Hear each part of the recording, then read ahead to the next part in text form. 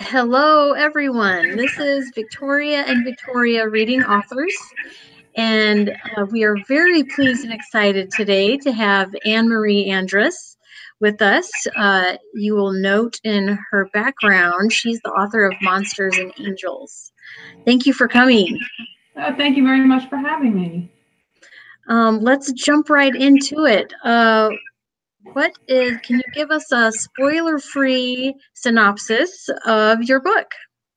Okay, well, I'd like to think of Monsters and Angels as vampire romance with a little shot of adventure. So the story's initial setting is 1936 New York City, and we meet my main character, Saoirse Alden, just as she's graduating from nursing school. But her big celebration turns tragic, and even though she doesn't admit it to anyone else or herself, the day she loses her mom is when she knows in her heart she's going to leave New York. So she's a little bit of a shy girl, not kind of quiet, but the one thing she's very confident of is her nursing ability and that determination to follow in her mom's footsteps and make something of herself as a nurse and to, make a difference is what lands her on that train to New Orleans with nothing but one piece of luggage and a letter accepting a nursing job at the Sisters of the Peace in New Orleans. So, big trip, she gets there, she steps off the train, and immediately, with her first breath of air in New Orleans, she's captivated, like I was when I first stepped into New Orleans. And New Orleans opens her as well, with open arms. It welcomes her with open arms. And she does very well there. She makes friends. She meets her mentor, Dr. Bantier, and she earns a spot on an international medical team to go to Nepal on a mission. And she does well there too. The voyage is brutal, the work is hard, but she kind of found her calling. She falls in love with a handsome doctor, Dr. Vera Shale, and that's where she runs into a little bit of trouble. So, a little bit of trouble. Well, it wouldn't be a good book without some trouble. That's right. So the girl that returns home. She runs into quite a bit of trouble. What? Go ahead. I said she runs into quite a bit of trouble. Quite a bit of trouble, yeah. So the girl that returns home to New Orleans is very different than the girl that sailed off to save the world. And New Orleans has a lot of surprises for her as well. All right. That sounds intriguing. And then so this is kind of historical as well as paranormal? Yeah, it's paranormal historical, set in the 1930s. So it's 1936-ish New Orleans, and that's about the year or two that the story spans. Okay. I'm not much of a history buff, but what was kind of going on in the United States during that time? It was post-Depression, though nobody really called it the Big Depression until much, but it was post-Great Depression. It was pre-World War II, but post-World War I. Okay. So Saoirse's mom was a World War I nurse from Ireland, so that's how the connection there with the nursing. Okay. And you learn about her dad and stuff, but they met during World War I and moved to the United States. All right, cool. Thank you for clearing that up for me. Victoria and I love to talk. We love talking to other authors, and we love talking to each other about the writing process. The creative process is fascinating. It's different for every person. So when you embarked on this journey of writing a novel, what was the creative experience like for you? I started off really only knowing two characters, and I was gonna. It was, we had a big hurricane here. Nothing like New Orleans hurricane, but for New Jersey, Hurricane Sandy was bad, and that particular winter, I was like, I can't. It was depressing here, and I'm like, I told my husband, I'm gonna write a story. The story of these two characters turns into this 500-page thing that I just never saw coming. And the characters, except for those two, even Raymond, I met as I went along, which to me is a rush because I'm writing a chapter and I need a character and I meet somebody like they just stepped out next to me like, hi, I'm here. This is my spot. To It's a great feeling. I love that. You know, what is that? I've had that happen too in some of my own work.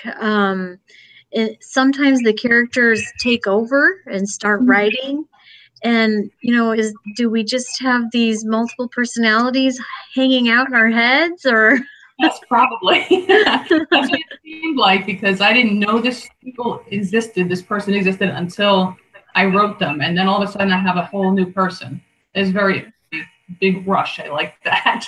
Yeah, it is. Emily. Yeah. I had a psychic in New Orleans, and I won't call him by name right now, but I'll tell you about him later if you want to know. But Okay. I had a psychic in New Orleans tell me one time to listen to those voices, that they know what you're supposed to be saying, and to put them on paper. I believe them, actually. That's awesome. So let's see. I wrote down a couple of questions here.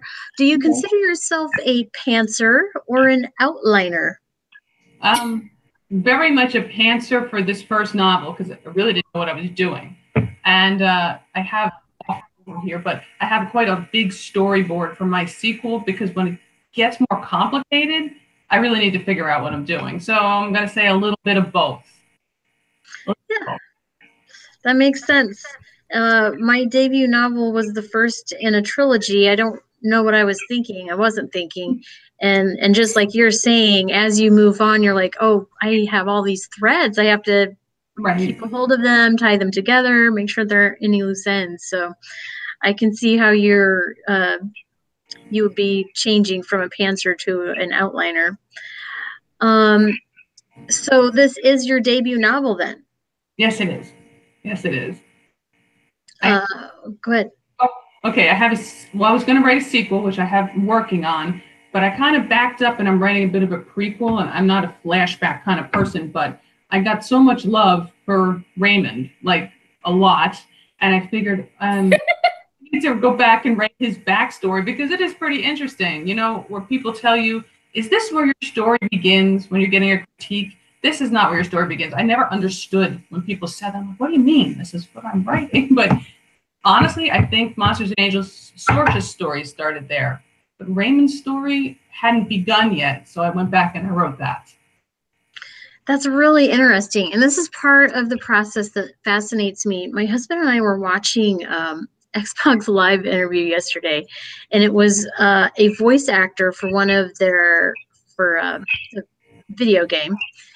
And the voice actor talked about how there was character and motivation and a moral compass that existed in this character that never even showed up in the game. Mm-hmm. And I was thinking about that in terms of creating characters in our books. Are there things that you know about your characters that never actually showed up in the story? Yes, or they were minor, and I would write things and think when I need sort of edited, I cut out some of the detail that didn't have to be there, but it was important for me. I write big character studies on my characters anyway, but every little thing does not need to be in the book. But I know other things, like extra things about my characters. Yeah, I think I kind of think that's important for us to have this grasp on these characters. It makes them more full-bodied when they have a history, when they have a secret fetish or an addiction to a food, and it never makes it into the story. That's okay. Right. Like you're saying, it actually is important to cut out extraneous stuff. But sorry, I'm hearing some feedback or something. I agree. I think it's if we know our characters even better. Sometimes things just aren't necessary for a story, but you might need them later. Right. But it helps you to really know how that character will respond. I, by the way, cannot wait for that prequel or whatever you're calling it, because I loved him. I must confess, you know this. He was my favorite character accidentally. It didn't start out that way. But by the end, I was like, what? He's awesome. Yeah. I didn't realize I wrote that strong of a character for him because I was focusing on Veer as I was writing. Raymond turned into, almost a main character, almost the main character, and that's not what I set out initially doing. So it's very interesting. Yeah, he turned out to be a little stronger than anticipation. He had a louder voice, I think. I think so. But you know, the dynamic between the two men is also interesting because you really get to see her sort of decide what's right for her. She has these really deep feelings for Veer, but she also has there's something going on there as well with Raymond. So you know, it's kind of interesting to watch the interplay between the three of them. Oh, thank you. It's nice to hear. That's awesome. So just a little bit about yourself, Anne-Marie. What do you like to read? A little bit of everything, though I do read a lot of supernatural and fantasy, but I do some kind of like adventure stories or action stories. I like to read, not even as much romance. I prefer action over romance, but I wrote a romance, so. That's cool. Let's see. And I guess my next question, so you're working on a prequel and you also have a sequel. Have you considered, like, do you find other ideas coming to you in other genres, or are you going to stick in the same genre? I have an idea, which was actually one of I won place in the Word Weaver contest with completely not vampire, completely not this story. It's a little bit mysterious, but I always write a big cast, and it's about a girl, present day, from New Jersey that inherits a house with a bunch of other people, kind of maybe in Newport, Rhode Island kind of area. And I worked on that. It's not quite done because I've been working so much on the vampire thing, but that probably would be my next project I'd work on outside this series. All right, awesome. Well, we are so thrilled that you were able to join us for an interview. We do like to keep the interviews somewhat short because the audience on YouTube doesn't have really a lot of patience for super long interviews. But we are so glad that you were with us. In the comments, when our video is finished, we will link to your book. Also, let me do a little screen share really quick of your website. See if I can pop this on here. Can you guys see that? It says I'm screen sharing. Oh, okay. I see it. See it on the top there. Stop sharing. All right. Well, maybe I didn't do it right. That's okay. And we will link to your blog. We'll link to your book. Okay. Thank you so much for having me. It's so fantastic. Thank you. You're welcome. We love it. You're welcome. Any last things you'd like to share, Victoria? I was going to ask, but I'm afraid it might. Can you briefly tell us why you picked vampires? As you know, I also wrote a series about vampires, and I'm always interested to see why someone else also chose that. Wow, I don't know. I guess I just find it. Well, I love New Orleans anyway, and I just find it. I guess it's just very sexy, and to me, and it really wasn't how I started my story. I was writing a story about a doctor and a nurse. And it was it was good, it was okay, the idea was fine, but it had a little bit of bleh to it. And what if I do, the great what if? What if I make them vampires and it turned into this story that I have now? So, I don't know, just sort of happened. Well, it was a good choice. Oh, thank you very much.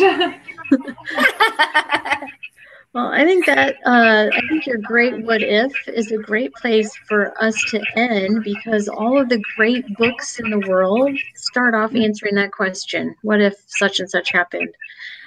Thank you so much. And the way we like to end is 2 internet friends, thousands of books, and we are just getting started. Thank you. Thank you so much. Thank you. Thank you.